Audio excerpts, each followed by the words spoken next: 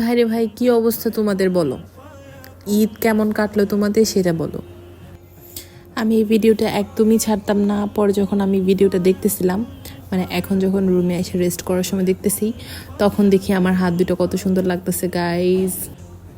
মেয়েরা মেহেদি পড়লে কত সুন্দর লাগে না? আর মানুষ বলে না যে মেয়েরা কত ঢঙ্গি? হ্যাঁ ভাই, আমরা অনেক ঢঙ্গি। আর আমরা যখন মেহেদি পড়ি তখন আমরা ঢংটা আরেকটু বেশি করি আর কি। মানে আমরা যাই করি তখন মানে আমাদের মেহেদি দেখা যেতে হবে, মানে ছবি তুলি বা কাজ করি বা যেটাই করি মেহেদি দেখা যেতে হবে। আর এইসব ঢং করতে ভাল লাগে, আমার ভাল লাগে, আমার কেন জানি একটু বেশি ভাল লাগে। কি করবো আমি? আমাকে আজকে ওভারঅল ভাল লাগতেছে না, ঠিক আছে তোমরা বলতেই পারো, বাট আমি যে মেহেদি পরছি মানে আমার কাছে মনে হতেছে আমার হাত দুইটা অনেক সুন্দর লাগতেছে গাইজ। আমার হাত দুইটা আমার কাছে সুন্দর লাগতেছে। এই যে দেখো, এই যে মাংসগুলো নিতেছি, হাত দুইটা কত সুন্দর লাগতেছে, কত কিউট। তবে মেন কথা বলি, আমি আমার হাতে একটু ফিল্টার মেরে দিছি যাতে আরেকটু সুন্দর লাগে।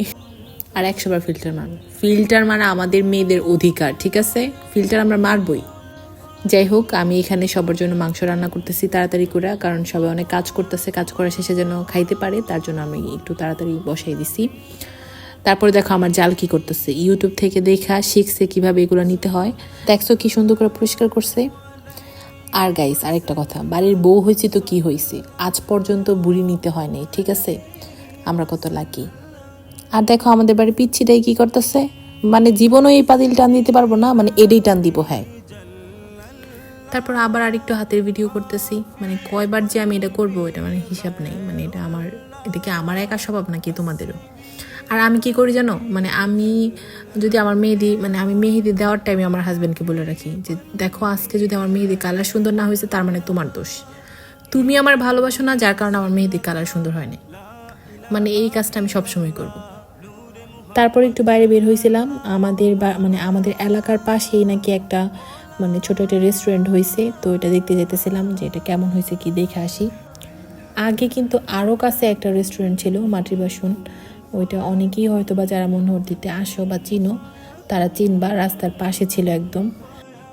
আর যেখানে এই রেস্টুরেন্টটা হয়েছে মানে আশেপাশে সব ধান ক্ষেত, মানে আর এই জায়গাটা কিন্তু সুন্দরই লাগে আমার কাছে। তারপর সব কিছু একটু ঘুরে ঘুরে দেখলাম কেমন কি। আর শোনো, তোমরা যদি চাও এখানে ঘুরতে আসবা তাহলে কিন্তু আসতে পারো, জায়গাটা বেশ ভালোই সুন্দর, মানে আমার কাছে ভালোই লাগে, এরকম প্রকৃতি আমার কাছে ভালোই লাগে। হাজব্যান্ডের সাথে থেকে থেকে প্রকৃতিপ্রেমী হয়ে গেছে এখন।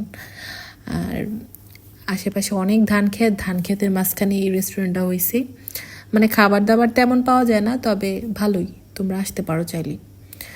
আর এখন আমি কি করবো জানো, দাঁড়ো দেখাই। এই যে দেখো, মানে শুরু হয়ে গেছে আমার হাতের ঢং, মানে এটা আমি করবই, মানে আমি এই ভিডিওটা যে করছি মানে আমি নিজেও জানি না আমি এটা কখন করছি। যাই হোক, মানে এটা আমার দেখাইতে হবে, মেহেদি সুন্দর হোক বা না হোক, আমার এরকম উল্টায়া পল্টায়া আমার দেখাইতেই হবে যে আমি মেহেদি পরছি, মানে এই ঢং আমি করব। তারপর শেষ আমার ভিডিও এডিটিং, ভয়েস দেওয়া শেষ, আমি এখন ফ্যানটা ছাইরা একটু বসবো, ঠিক আছে? গরম লাগতেছে অনেক।